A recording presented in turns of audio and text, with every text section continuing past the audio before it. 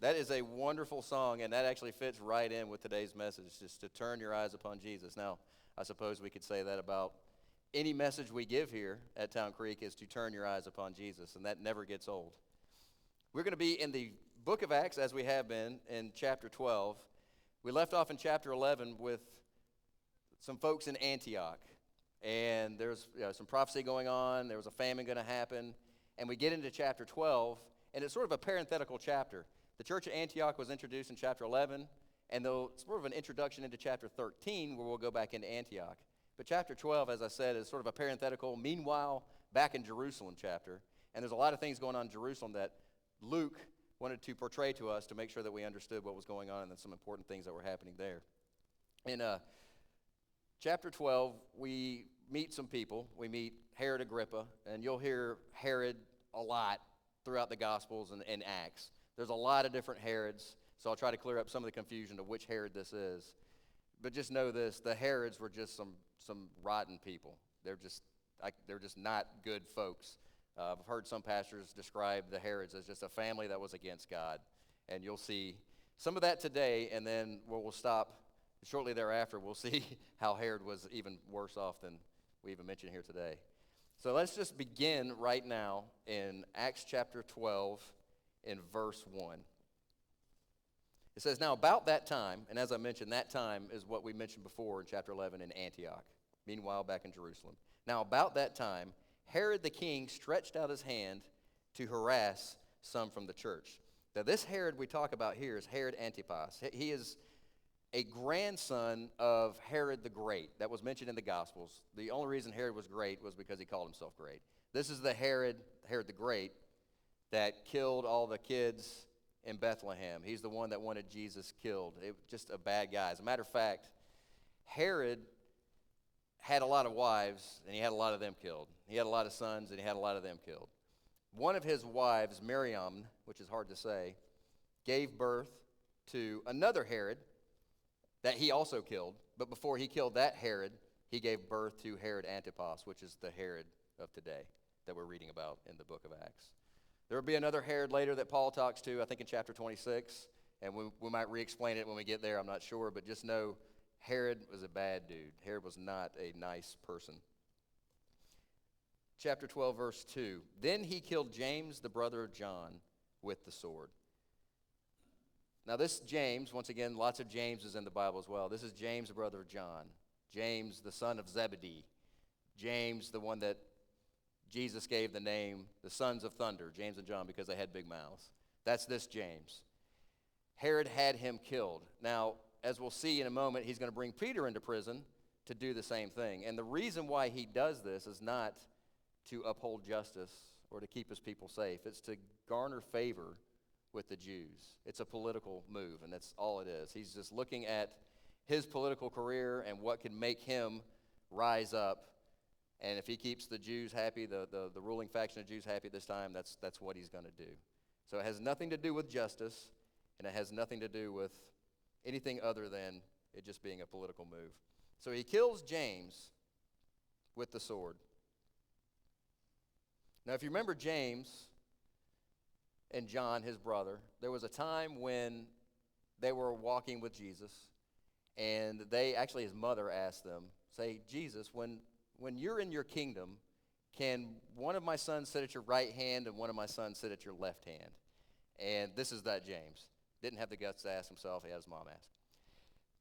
And Jesus, of course, says that's up to the Father.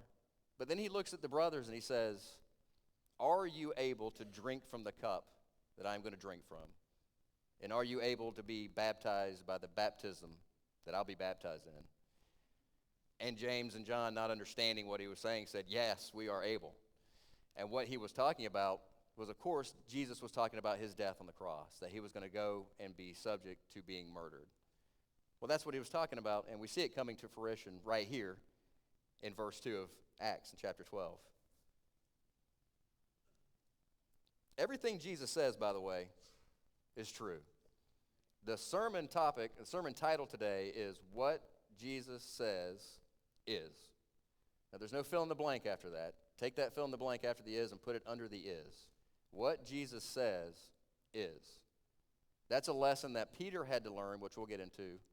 And that's a lesson that we all have to learn. We can't read what Jesus says and the parts of it that we like and the parts of it that make us feel comfortable, we can move on and the other stuff put aside. No. What Jesus says is, we've got to understand that 100% of the time, Jesus is correct. All the time. Even those times we really don't want him to be. Like right here, James was killed by the sword. No. Why did that happen? Why was one killed, James? And we'll go ahead and, a little spoiler alert, Peter gets sprung from prison. In case you didn't know that, I'll go ahead and spoil it. Peter gets sprung from prison. He's about to get put in prison, be sentenced to death, or was about to be sentenced to death, and got sprung. But why does God spare one and allow the other to be killed? Well, understand that God's ways are much higher than our ways.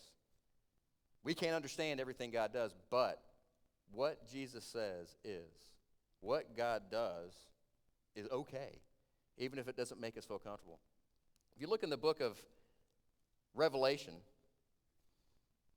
chapter 11, right around verse 7, the interesting thing happens, and the two witnesses are on earth, and they're preaching, and then it says this in verse 7. It says that after the witnesses finish their testimony, then the beast rises up from the abuso, the bottomless pit. The beast that rises up, makes war with them, conquers them, and kills them. Like, what? Why? What? He kills them? When does he do this? After they have finished their testimony. They didn't go before they finished their testimony. As Christians, we are invincible until God is done with us here. After they finished their testimony, he allowed the beast to kill them. He did. I think that James had finished his testimony. And that's really all we need to know about it. God's ways are higher than our ways. We can feel uncomfortable. You know, James died. Poor James. Poor James, he's in heaven. He beat Peter to heaven. That's okay because God made it so. James is in heaven before Peter. Now we go into chapter 3. We see that Peter is seized by Herod. Verse 3. And because he saw that it pleased the Jews, that is him killing James, hey, I killed one, it pleased the Jews, I'm going to kill another one. Because he saw that it pleased the Jews, he proceeded further to seize Peter also. Now it was during the days of the unleavened bread. So when he had arrested him, he put him in prison and delivered him to 4 squads of soldiers to keep him, intending to bring him before the people after Passover. So he had him arrested, like I said before, for political reasons. It pleased the Jews to kill one of these followers of Christ, the followers of the way. Well, I'll do another one. It'll please them even more. And Peter right now had a very high leadership role in the church of Jerusalem. So he seized Peter with the intent to kill him. Now, 4 squads of soldiers, that's 16 soldiers they had guarding Peter. That might seem a little bit extreme, but now there wasn't all 16 of them guarding Peter at one time. They took shifts. That still may seem like a lot for one guy, but remember, Peter has escaped from prison before, and he wants him dead. He knows that somehow Peter may escape because he's done it before, so he's going to put 16 soldiers on Peter. Now, he's chained to 2, and there's 2 watching the doors, and then he'll change shifts. I've heard 3 hours. I've heard every 6 hours. Honestly, I don't know. It really doesn't matter, but I know they change shifts, put fresh soldiers in, and Peter's chained to 2, and 2 are watching the doors. They might even switch who was chained to him during the shift. I don't know. But he had 4 guys relegated to him at any one time watching him. Now, if you go to verse 5, it says, Peter was therefore kept in prison, but constant prayer was offered to God for him by the church. We talked about this a little bit in Sunday school. I don't know, but it's something to think about. Now, James was murdered. Was the church praying for him? I don't know. They might have been. They may have been praying constantly for James as well. It doesn't say. Or perhaps they weren't. And now Peter's in prison, and they're thinking, well, now we need to pray. Honestly, I can't give you the answer to which one that is. But I can see, as you look at the persecution of the church, some pressure was put on the church, and they spread out, and the church spread, just like Jesus said it was going to happen. And now perhaps they weren't praying like they should, and James is in prison, and he died, and they're like, now we need to pray for Peter. It could be. Or it could be they were praying without ceasing for James as well. But he had already finished his testimony. Either way, it doesn't matter, but the fact that they were praying for Peter, thumbs up to the church. Now, we'll look at their level of faith and what they had later, but you know what? They were praying. They were doing their part. They knew Peter was in prison, and they knew he needed prayer, and they were praying for Peter. Verse 6, and when Herod was about to bring him out that night, Peter was sleeping. Peter was sleeping. And we're going to talk about that a little bit at length here in a minute. I'm going to go ahead and read through verse 12. But keep in mind, Peter's in prison, chained to 2 guards. Tomorrow is after the days of unleavened bread, after the Passover. Herod's going to bring him out to sentence him. Now, Herod waited till after that time because Jewish law, you're not going to kill anybody during the Passover. And Herod knew Jewish law, and he's trying to appease the Jews. Actually, he's from the Semitic line himself. That's another story for another day. You could do talk on Herods forever because they were some weird people.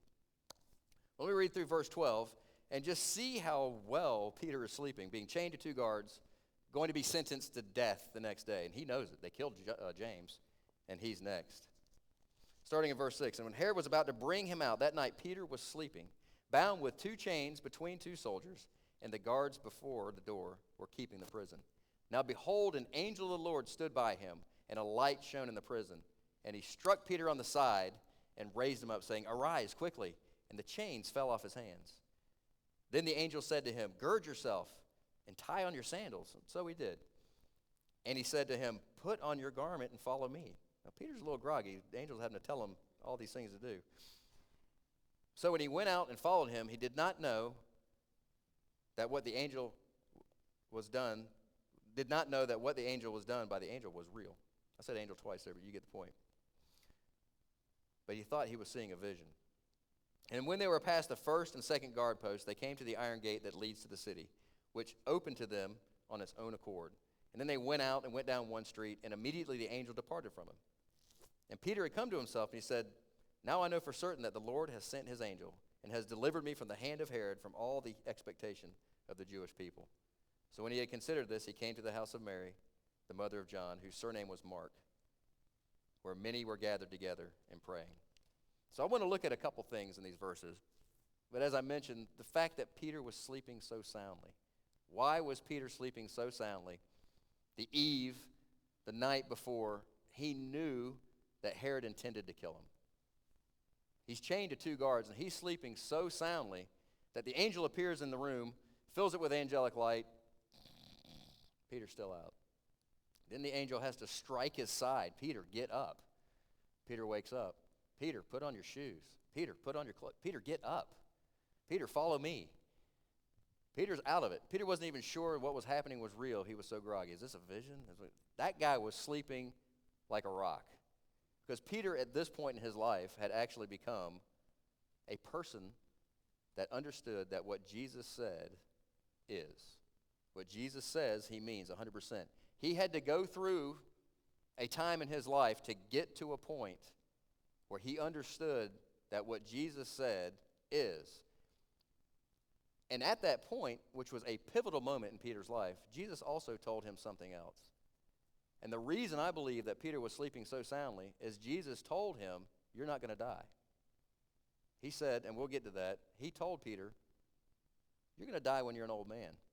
And I think that Peter knew that and was in prison and thinking, I'm going to get sprung out tonight or something's going to happen tomorrow, but all I know is this, I'm tired and I'm going to sleep. Say what you will, that you're going to kill me. No, my Lord said something different, so I'm going to sleep.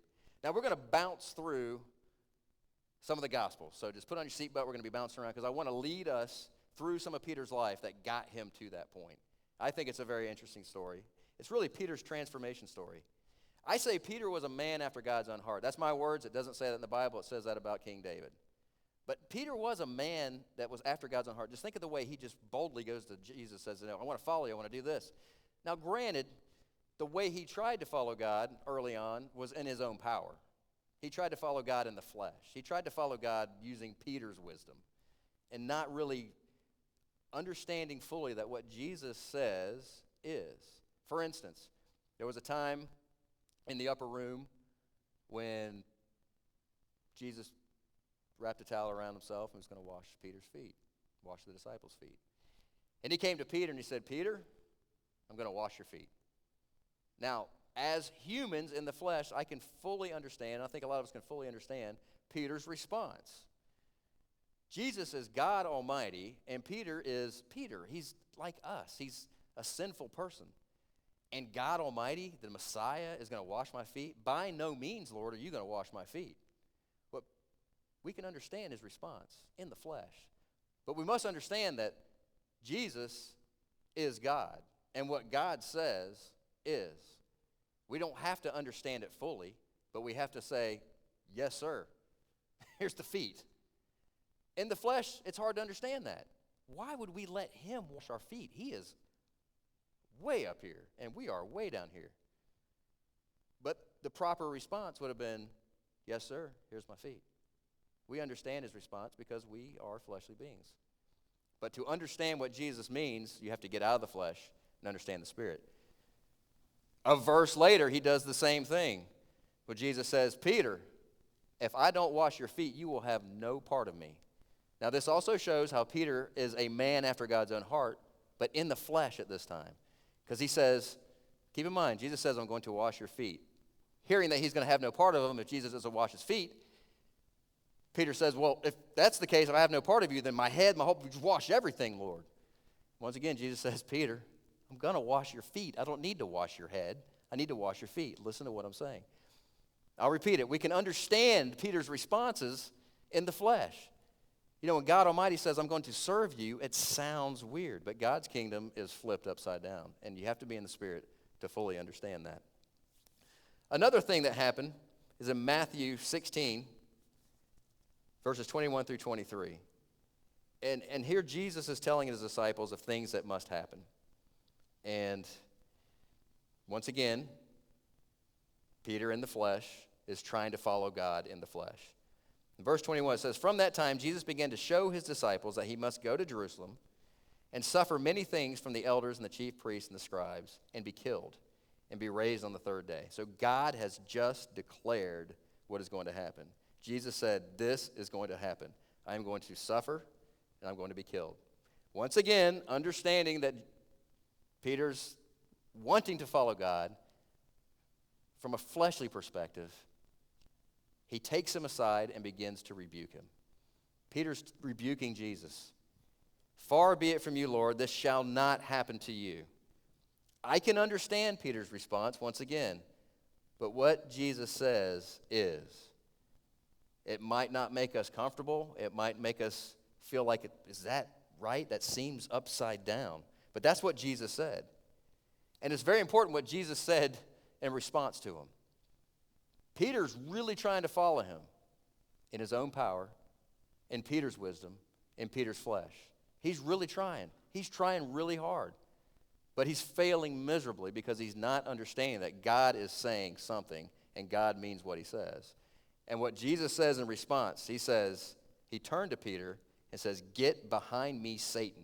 You are an offense to me. You are not mindful of the things of God, but the things of men. Peter's trying very hard in the flesh. And to be rebuked like that, that's not soft words. Get behind me, Satan. You are an offense to me. Peter's understanding, but God, you said you're going to die and suffer. You don't need to do that. Here's the thing. What Jesus says is, the proper response is, I understand what you just said. Now, all of this comes to pass to bring Peter low, as we'll see, to raise him up, to get him to a point that when he's in prison, chained to 2 guards, 2 other ones watching the door, 12 other ones coming in to watch him later, knowing he's supposed to be killed the next day, sleeping like a rock. We'll see how he gets there. Like I said, Peter just wants to follow Jesus. He just wants to follow Jesus is what he wants to do. That's why I say he's a man after God's own heart. He's going about it the wrong way, but he really wants to follow Jesus. Like I said, he's trying to do it in the flesh. Go to John chapter 13. We'll read verses 36 through 38. Now, this is where Jesus has just told his disciples, where I'm going, you cannot go. Now, of course, Peter wants to follow Jesus. Jesus just said, where I'm going, you can't go. Verse 36, John chapter 13. So Simon Peter said to him, Lord, where are you going? And Jesus answered him, where I'm going, you cannot follow me now, but you shall follow me afterward. And we'll see that come to pass too. Peter said to him, Lord, why can I not follow you now? I will lay down my life for your sake. And Jesus answered him and said, will you lay down your life for my sake? Most assuredly, I say to you, the rooster shall not crow until you have denied me 3 times. This winds up being a conversation in Peter's life that he never forgets. This is a conversation where Peter is trying to follow Jesus in the flesh. He tells him he'll follow him to his death. And Jesus says, no, as a matter of fact, you're going to deny me 3 times. And Peter's just so sure of himself in the flesh that that's not going to happen. Peter tells Jesus he'll follow him. Jesus says no. Later, after Peter declares his undying faithfulness to him, he then denies Jesus 3 times. I think we all know that story. But Jesus knew that Peter had to be strengthened. Jesus knew that the way Peter was trying to follow him was in the flesh, and he had to be laid low and brought low in order to be lifted up. So Jesus was denied by Peter 3 times.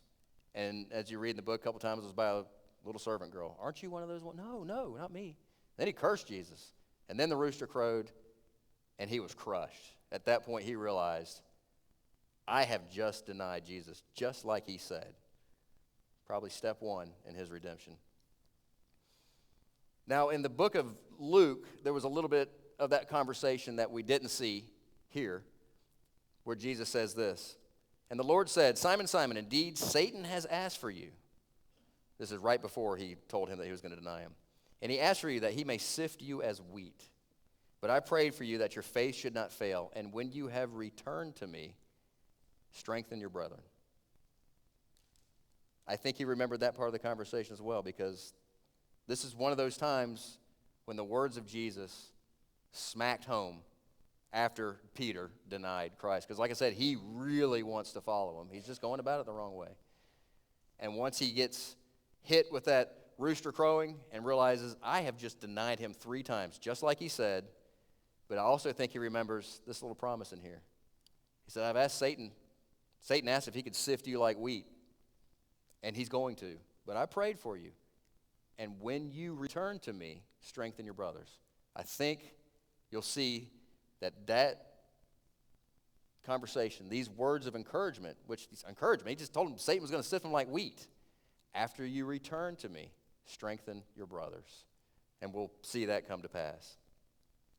So Jesus is murdered. Peter's last encounter with him was his utter betrayal. He was completely torn apart. Peter was just really ripped apart. He was miserable. He felt unforgiven. He felt hellbound, I believe. He felt that he let down God. And Jesus had named him Peter, Petra, right, rock. And he did not live up to that name. He did not live up to what he felt the expectations of Jesus were. He felt betrayed him. He felt awful. And now he feels like he's being sifted, and he is. Fast forward a little bit in time, the girls, Mary, and some other ones, walking to the tomb, and they see an angel. This is Mark chapter 16, verses 6 and 7. They saw an angel that gave them a message, and the message that they gave them, you'll see this a few other parts in the Gospels as well, where they call out Peter specifically, because it's well known at this time that Peter's miserable. Peter is laid low. Peter is being sifted like wheat by the devil. He's doubting. He's miserable. Mark chapter 16, verses 6 and 7. But he said to them, this is the angel, do not be alarmed. You seek Jesus of Nazareth, who was crucified. He is risen. Hallelujah. He is not here. See the place where they laid him? But go tell his disciples and Peter that he is going before you in Galilee. There you will see him, as he said to you. And Peter. There's a few other places in the Gospels where Jesus has appeared to the 11 and Peter. They call him out specifically because Peter is miserable. Peter is in a state of misery right now. He has denied Christ, and he feels like that's it. He has messed up completely. He is at the bottom of the pit, and he's done. That's where Peter is right now. And bouncing around, like I said, we're going to bounce around. We're going to be in chapter 24 of Luke right now, just to get this whole story of how Peter, and you know, there's so many more verses here to make this story even richer, but I know I have a limited amount of time, and I tend to get motor mouth. Luke chapter 24, verses 9 through 12. The girls returned. When they returned from the tomb and told these things to the 11 and all the rest, it was Mary Magdalene, Jonah, Mary the mother of James, and the other women with them who told these things to the apostles. And their words seemed like idle tales, and they did not believe them. So most of the people there were just like, this just doesn't sound right. This is weird. You saw an angel that said no. But Peter arose and ran to the tomb. And stooping down, he saw the linen clothes by themselves, and he departed, marveling to himself at what had happened. Peter runs. He has to see that Jesus was alive, and maybe Jesus could forgive him. Because I think that conversation that Jesus had with Peter when he told him, you're going to deny me, and that part that was mentioned in Luke where he said, you'll be sifted sifted like wheat from Satan. But when you return to me, Peter's running to see Jesus. He wants to be redeemed so badly, but it doesn't happen right then. So Peter continues on in an extremely lowly state. And later still, Peter's with 6 other disciples by the Sea of Tiberias. And has not been redeemed yet, so to speak. He hasn't been to a point where Jesus has told him, you can follow me. Because remember, that's all, he just wants to follow Jesus. So they've been out fishing all night after Peter says, guys, I'm going fishing. That's what he used to do, and that's just what he's going back to. I'm going fishing. He just wants to get back in the boat and go fishing. So the other disciples said, yeah, we'll go with you. So they went out, fished all night, didn't catch anything. And that morning, we'll pick up in the book of John chapter 21, a few verses there, 4 through 8. And when morning had come now, Jesus stood on the shore, yet the disciples did not know that it was Jesus. Then Jesus said to them, children, have you any food? And they answered, no. They didn't catch anything. Then he said to them, cast the net on the right side of the boat, and you will find some. So they cast, and now they were not able to draw it in because of the multitude of fish. Therefore, the disciple that Jesus loved, which is John, said to Peter, it is the Lord. Now when Simon Peter heard that it was the Lord, he put on his outer garment, for he had removed it, and I think he probably did it rather quickly, and plunged into the sea. But the other disciples came in the little boat, for they were not far off land, but about 200 cubits, about 100 yards offshore, dragging the net with fish. So Peter's in the boat, and they're dragging this net, moving in kind of slow with the boat. Peter's not waiting on that. That's Jesus. I'm out of here. Heading to Jesus. He ran to the tomb to see Jesus. Now he jumps out of a boat to see Jesus. He wants to follow Jesus. But something has happened to him, and something is about to happen to him that changes his perspective on the words of Jesus. I think at this point in Peter's life, he has begun to understand that what Jesus said is. I think he's thought back on those times where Jesus said, I'm going to wash your feet. Peter said, no. Jesus said, you're not going to have any part of me. Peter said, wash all of me. He said, no, Peter, I'm just going to wash your feet. He's thinking of those times when Jesus told him he was going to suffer and die, and Peter rebuked him. And Jesus told him, get behind me, Satan. And I think he's thinking of that time when he said, you will deny me 3 times. By no means, Lord, I will not deny you. I'll go follow you to your death. And he denied him 3 times. But I think he's also remembering the time that Jesus said, when you return to me, strengthen your brothers. And he's wanting to get back to Jesus. The difference being following Jesus in the flesh, or should I say trying to follow Jesus in the flesh, and understanding that what Jesus' words are true. And to follow Jesus, you must know his word and implement it. He's coming to that point. So he just wanted to follow Jesus. If we skip ahead to verse 15, this is after they cooked and ate some of the fish on the shore. He calls Jesus aside. So when they had eaten breakfast, Jesus says to Simon Peter, Simon, son of Jonah, do you love me more than these? And he said, yes, Lord, you know that I love you. So Jesus said to him, feed my lambs. He said to him again a second time, Simon, son of Jonah, do you love me? He said, yes, Lord, you know that I love you. So he said to him, tend my sheep. He said to him the third time, Simon, son of Jonah, do you love me? And Peter was grieved because he said to him the third time, do you love me? He said, Lord, you know all things. You know that I love you. And Jesus said, feed my sheep. Peter knew why Jesus asked him 3 times. And it hit him really hard. But his Lord had now given him a kingdom duty to feed and to tend. He had been restored at that time. He had a much deeper understanding of what it means to worship and follow Jesus in spirit and truth. And the first step of that is understanding that what Jesus says is. It's not is blank. Take that underline and put it under is. What Jesus says is. This was a paradigm shift in Peter's life. And then at that time, during a paradigm shift in in Peter's life, Peter's understanding he's been restored even after he's been sifted by Satan because of his betrayal. But he understands further the grace of God. And Jesus says this in verse 18.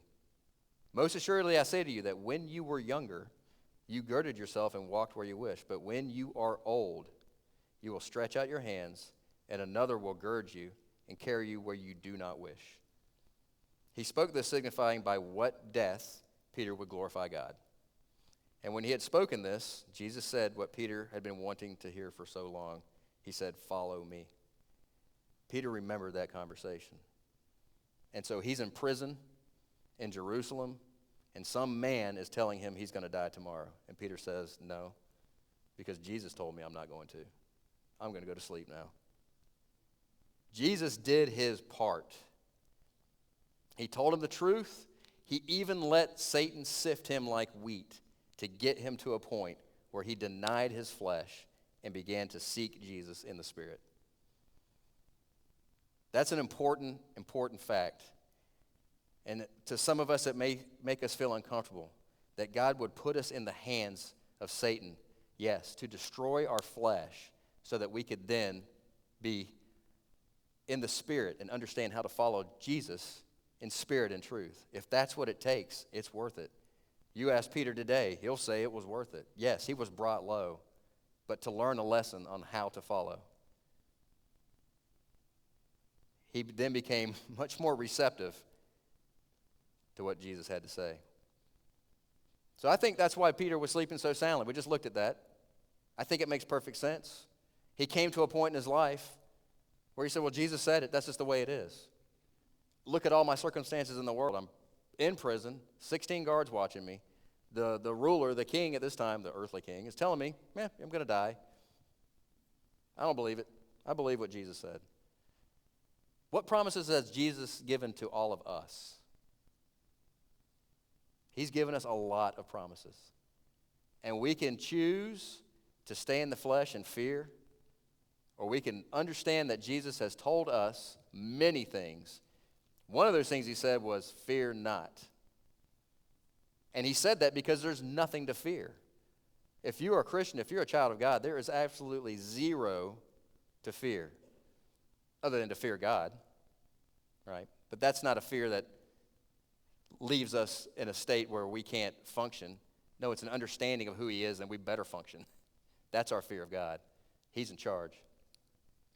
So Jesus restores Peter. It took a process to get him there. And it takes us a process too. But step one is understanding that what Jesus says is. But it's also interesting in these verses to see how God does his part, and he wants us to do our part too. The angel very easily, I think, could have come in, angelic light fills the room, snaps his fingers, the chains come off like they did. But Peter's now girded and his shoes are on and he's standing up. That could have happened. No, Peter, put on your shoes. Let's get practical here. You're about to walk. Peter, put on your clothes.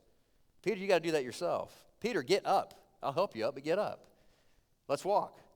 And when that angel gets Peter to a situation where he's no longer in imminent danger, he's gone. Peter finished the walk over to Mary's house. Peter, when you get to Mary's house, and we'll read that in a second, tell him what's going on and get out of town. God does his part, but he has us do stuff too. Don't be confused that he needs us to do anything, but the way he chooses to work on this earth is through his people, to give the gospel, to work for each other. We have our part to do. Very, very practical. And continuing on in chapter 12, let me pick up in verse 13. It's where he came to the house of Mary, and Peter knocked at the door of the gate, and a girl named Rhoda came to answer. When she recognized Peter's voice, because of her gladness, she did not open the gate, girl, but ran in and announced that Peter stood before the gate. And they said to her, "You're beside yourself. You've lost it. You're crazy. You're out of your mind. Peter's not there. They killed James. Peter's in prison. They're going to kill him tomorrow. You're crazy." Yet she kept insisting that it was so. So they said, "It's his angel." And I'm not going to get into the theology of that. In Matthew it says that every child has their angel in the presence of God. I'll be honest with you, I'm not 100% sure what they're talking about. But they don't think it's Peter. Now Peter continued knocking, and they opened the door and saw him, and they were astonished. They were astonished. They've been praying for him the whole time, and they see him, and now they're astonished. So what was their level of faith in their prayer? I can't say 100%, but I can probably say it wasn't at the pinnacle of belief. But it came to pass, and they were astonished. But good job, church. Although their faith wasn't at a level maybe it should have been or they wanted it to be, they were praying regardless. They were doing their part. Now that kind of goes against the name it and claim it stuff, right? Well, it didn't happen because of your faith. What about these people's faith? Peter was restored, brought back to them. They were astonished, which tells me they weren't at a level of very high faith, but, well, thank God they were praying. Even those times where we don't feel it, we're still in a war. Even those times where it just seems like God's not going to move, pray. Just like he has his part and we do our part, we got to put on our shoes. We got to gird ourselves. We got to walk. Sometimes we don't feel like putting on our shoes and getting up and walking, but we have a job to do. And I know in my life, I need to pray more than I do. But we all have a job to do. Even when it doesn't feel right, I say right, even when it doesn't feel, we don't feel it, we don't feel like doing it, well, we still have to do it. So I'm not certain about their level of faith, but God certainly did his part because they were astonished when they saw him. Picking up in chapter 17, I'm in the wrong chapter, chapter 13. Verse 16, 17, 18. He came into the house, but motioning to them with his hand to keep silent. I think he's like, "Guys, I just got out of prison. Can y'all stop the commotion? I don't want to get caught again." Once again, being very practical. He declared to them how the Lord had brought him out of the prison, and he said, "Go tell these things to James and the brethren."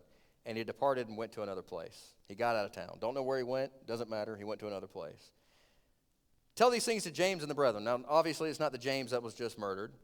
This is James, not the son of Alphaeus, the other disciple, but James, the brother of Jesus, the one that was not a disciple when Jesus was alive, but couldn't deny it once Jesus was resurrected and he saw him. James is now becoming the head of the church in Jerusalem. We were talking about a little bit in Sunday school where one possibility is, Peter was prominent, probably the head of the church at that time in Jerusalem. He's getting out of town, tell James, and James rises up to the head of the church in Jerusalem. Doesn't say that specifically, but it's likely because he does wind up being the head of the church in Jerusalem. So once again, many Jameses, many Pilates, many different people. The next day, when Herod had searched for him and had not found him, he examined the guards and commanded that they should be put to death. And he went down from Judea to Caesarea and stayed there.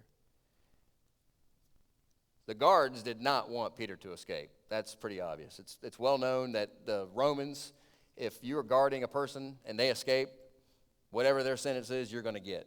And it was no secret that the sentence for Peter was to be killed by the sword, just like James. It says there was no small stir among them. That just means there was a big hubbub. There was some yelling and fighting going on. And it came down to it. Herod said, "Execute him." They let him go, execute him. Herod was not a nice dude, but that was Roman law.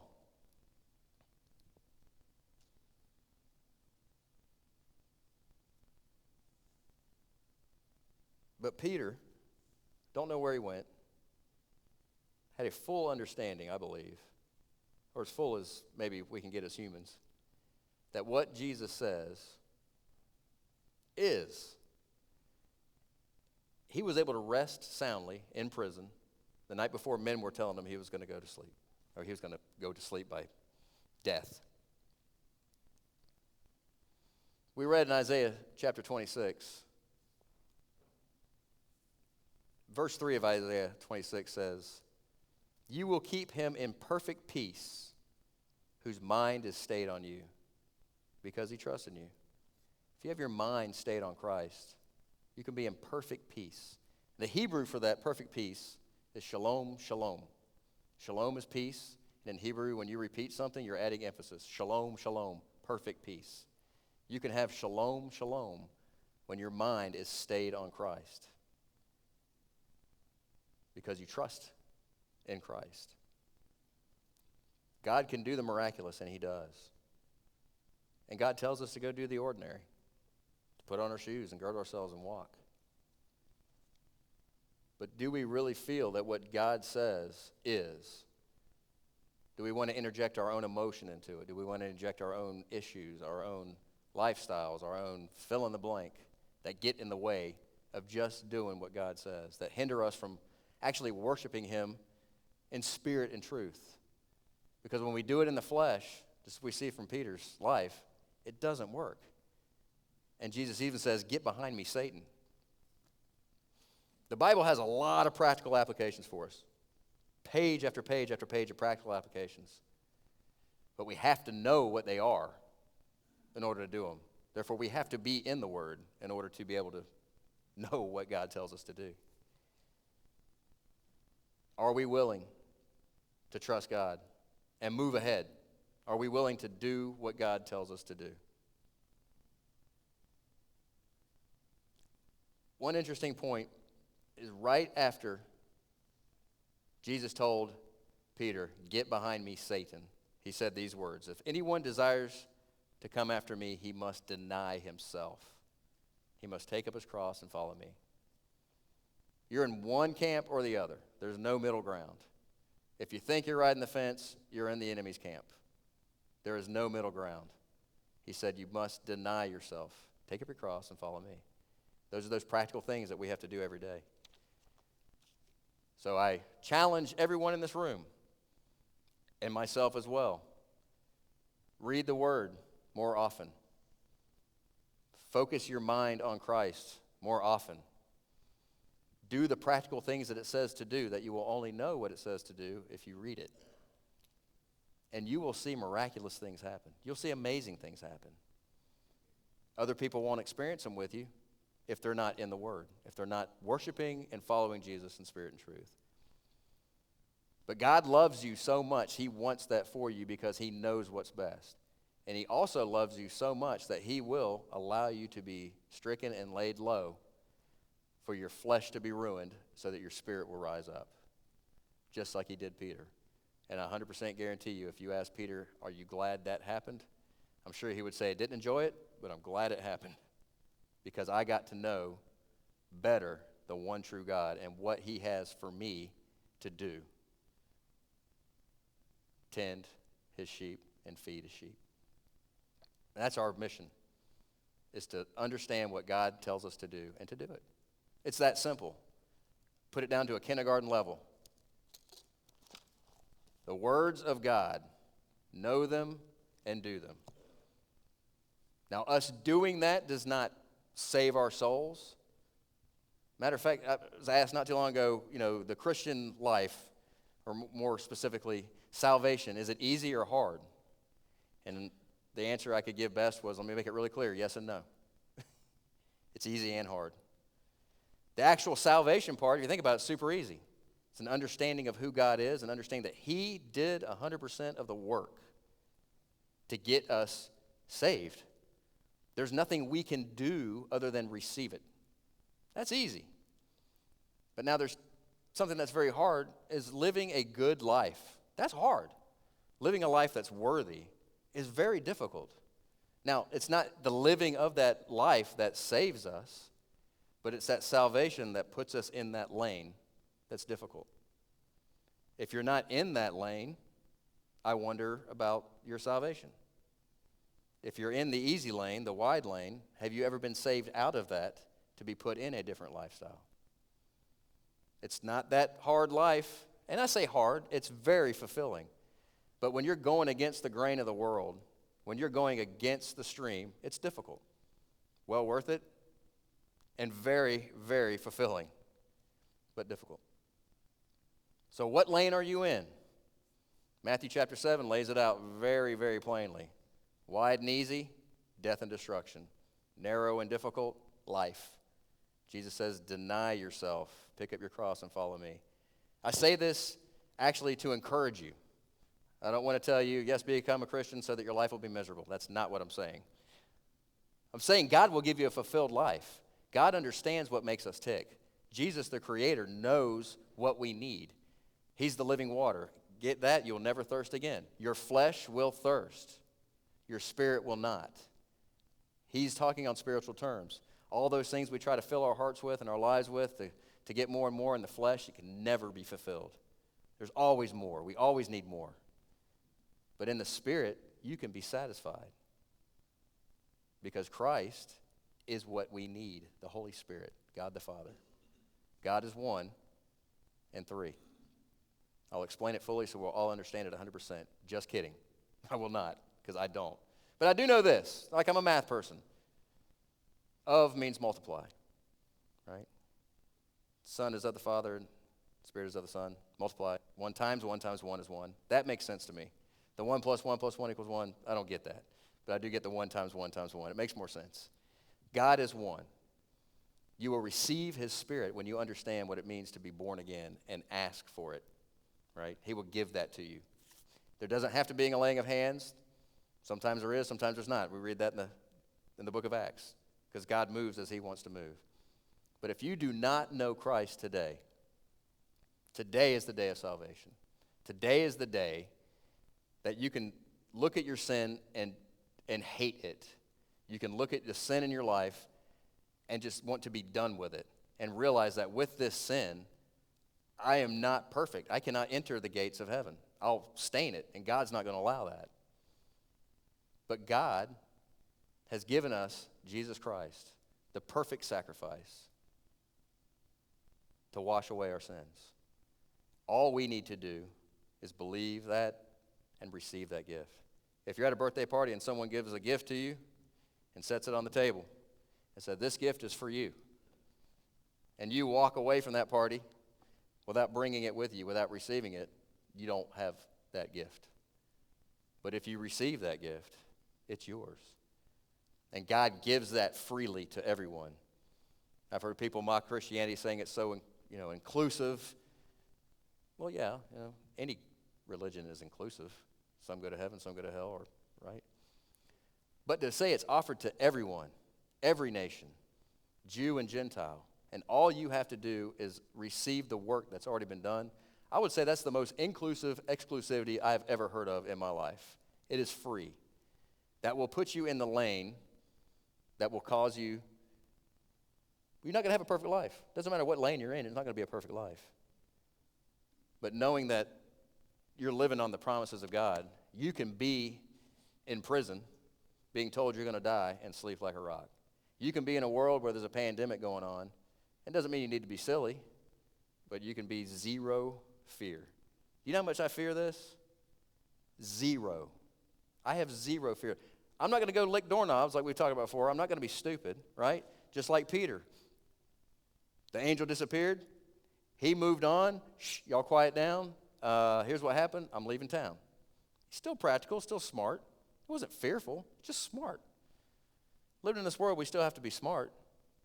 But there is nothing to fear. Nothing to fear. And if today you want to receive Christ, today's the day of salvation. And if you need to talk to anybody, I'm here. Deacons are here. If anyone needs to receive Christ, we would love to talk to you. We can distance. We can go in the back. However makes you comfortable, that's fine. But it is so, so very important. That is the thing that we have to do in this life. The most important thing is to follow Christ.